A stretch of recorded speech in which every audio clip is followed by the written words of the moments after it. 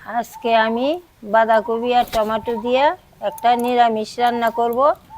আমি যেভাবে রান্না করব এভাবে রান্না করলে বাড়ির সবাই খুব পছন্দ করবে। রান্নার জন্য 2টা আলু, 3টা টমেটো, একটা বাঁধাকপি নিয়ে নিলাম। সঙ্গে লাগবে লবণ, হলুদ, জিরা, পাঁচফোড়ন, গোটা গরম মশলা, কাঁচা লঙ্কা, শুকনো লঙ্কা, আদা, অল্প ঘিও নিয়ে নিলাম। বাঁধাকপির উপরের পাতাগুলা ফালাইয়া দিব। বাঁধাকপিটা ঝিরি ঝিরি করে কাটে নিব।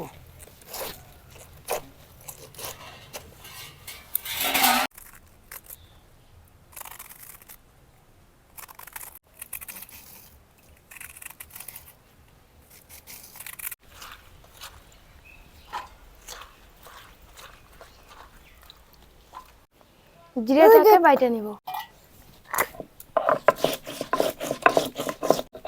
মশলা বাটা হইতে হইতে আলু আর টমেটোটা কাটে নিব।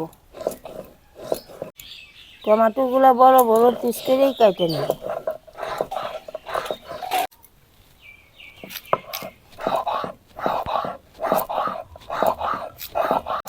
আলুগুলা একটু বড় বড় করে পিস কাটে নিলাম। জিরা বাটা হয়ে গেছে, এখন আদা আর কাঁচা লঙ্কাটাকে একসঙ্গে বাইটে নিব।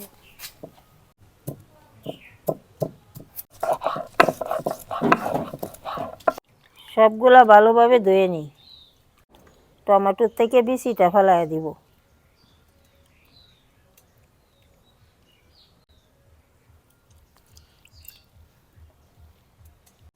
রান্নার সব কিছু রেডি হয়ে গেছে। কড়াইটা বসায় অল্প জল দিয়ে বাঁধাকপিটাকে সিদ্ধ করে নিব, তাহলে বাঁধাকপির একটা গন্ধ থাকে, গন্ধটা চলে যাবে।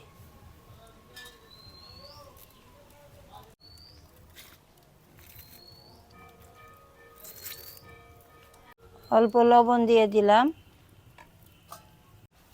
বাঁধাকপিটা সিদ্ধ হওয়ার জন্য কিছুটা সময় ঢাকা দিয়ে দিলাম।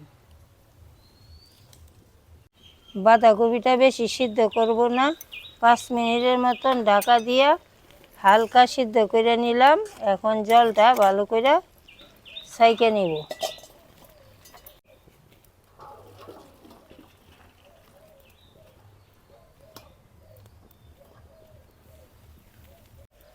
কড়াই বসায় দিলাম, সরিষার তেল দিয়ে আলুটা ভালো করে ভাজে নিব।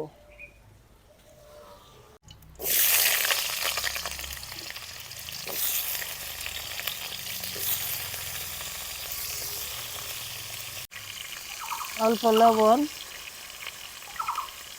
অল্প হলুদ দিয়ে ভালো করে ভাজে নিব। আলুটা লাল লাল করে ভাজা হয়ে গেছে, এখন উঠায় নিব। আমি যেভাবে রান্নাটা করব এভাবে রান্না করে রুটি, পরোটা, ভাত সব কিছুর সঙ্গেই খাইতে ভালো লাগে।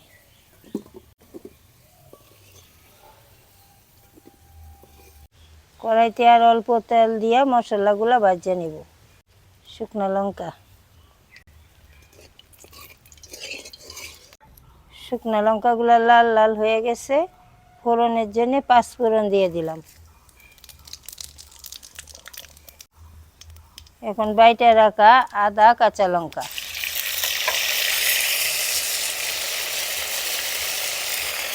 জিরা বাটা, অল্প লবণ, পরিমাণ মতো হলুদ। মশলা ভাজা হয়ে গেছে, কাইটা রাখা টমেটোগুলো দিয়ে দিলাম। সব কিছু অল্প সময় ভাজা নিছি, এখন বাঁধাকপিটা দিয়ে দিব।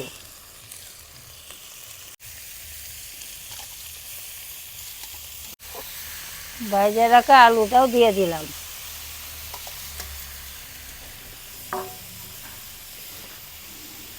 অল্প চিনি দিয়ে দিলাম। সব কিছু ভালোভাবে মিশিয়ে নিলাম। এখন কিছুটা সময় ঢাকা দিয়ে দিব।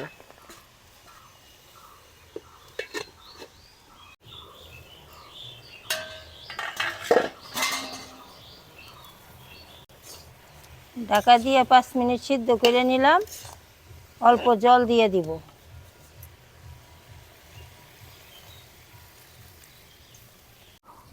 অল্প গোটা গরম মশলা নিয়ে নিছি, জাল হইতে হইতে গোটা গরম মশলাটা বাইটা নিব।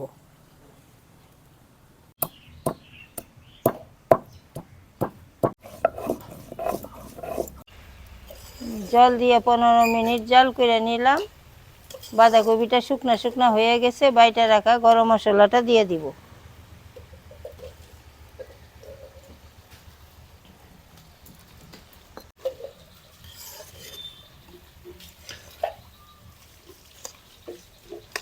গরম মশলা দিয়ে ভালো করে মিশিয়ে নিলাম।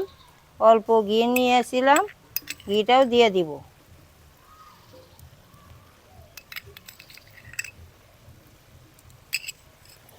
বাঁধাকপি নিরামিষ ঘন্টতে অল্প ঘি দিয়ে দিলে খাইতে একটা স্বাদ আসে। ঘি আর গরম মশলা দিয়া 2-3 মিনিট জাল করে নিলাম। রান্নাটা হয়ে গেছে, এখন নামায় নিব।